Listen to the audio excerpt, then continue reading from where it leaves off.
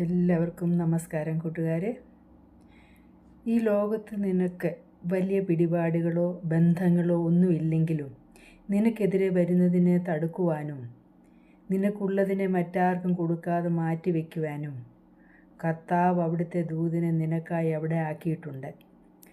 നിനക്ക് വേണ്ടി ഒരു ചെറുവിരൽ ചലിപ്പിക്കാൻ പോലും ഒരു മനുഷ്യനും ഇല്ലെങ്കിലും നിൻ്റെ ദൈവത്തിൻ്റെ കരം നിനക്ക് വേണ്ടി ഇടപെടും.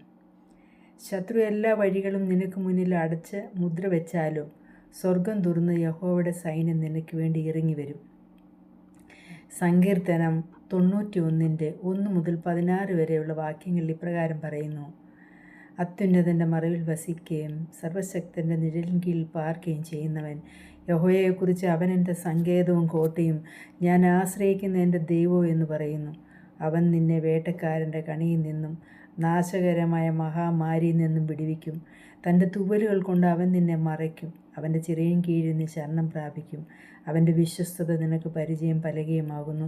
രാത്രിയിലെ ഭയത്തെയും പകൽ പറക്കുന്ന അസ്ത്രത്തെയും ഇരുട്ടി സഞ്ചരിക്കുന്ന മഹാമാരിയെ ഉച്ചയ്ക്ക് നശിപ്പിക്കുന്ന സംഹാരത്തെയും നിനക്ക് പേടിപ്പാനില്ല. നിൻ്റെ വശത്ത് 1000 പേരും നിൻ്റെ വലതുവശത്ത് 10,000 പേരും വീഴും, എങ്കിലും അത് നിന്നോട് അടുത്ത് വരികയില്ല. നിൻ്റെ കണ്ണുകൊണ്ട് തന്നെ നീ നോക്കി ദുഷ്ടന്മാർക്ക് വരുന്ന പ്രതിഫലം കാണും. യഹോവേ, നീ എൻ്റെ സങ്കേതമാകുന്നു. നീ അത്യുന്നതനെ നിൻ്റെ വാസസ്ഥലമാക്കിയിരിക്കുന്നു. ഒരനർത്ഥവും നിനക്ക് ഭവിക്കുകയില്ല, ഒരു ബാധയും നിൻ്റെ കൂടാരത്തിന് അടുക്കുകയില്ല. നിൻ്റെ എല്ലാ വഴികളിലും നിന്നെ കാക്കേണ്ടതിന് അവൻ നിന്നെക്കുറിച്ച് എൻ്റെ ദൂതന്മാരോട് കൽപ്പിക്കും. നിൻ്റെ കാൽ കല്ലിൽ തട്ടിപ്പോകാതിരിക്കേണ്ടതിന് അവൻ നിന്നെ കൈകളിൽ വഹിച്ചുകൊള്ളൂ.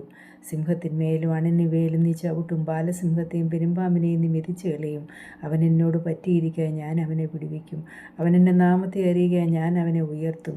അവൻ എന്നെ വിളിച്ചപേക്ഷിക്കും, ഞാൻ അവന് ഉത്തരം അരുളും. കഷ്ടകാലത്ത് ഞാൻ അവനോടുകൂടെ ഇരിക്കും. ഞാൻ അവനെ വിടുവിച്ച് മഹത്വപ്പെടുത്തും. ദീർഘായുസ്സുകൊണ്ട് ഞാൻ അവനെ തൃപ്തി വരുത്തും. എൻ്റെ രക്ഷയെ അവന് കാണിച്ചു കൊടുക്കും.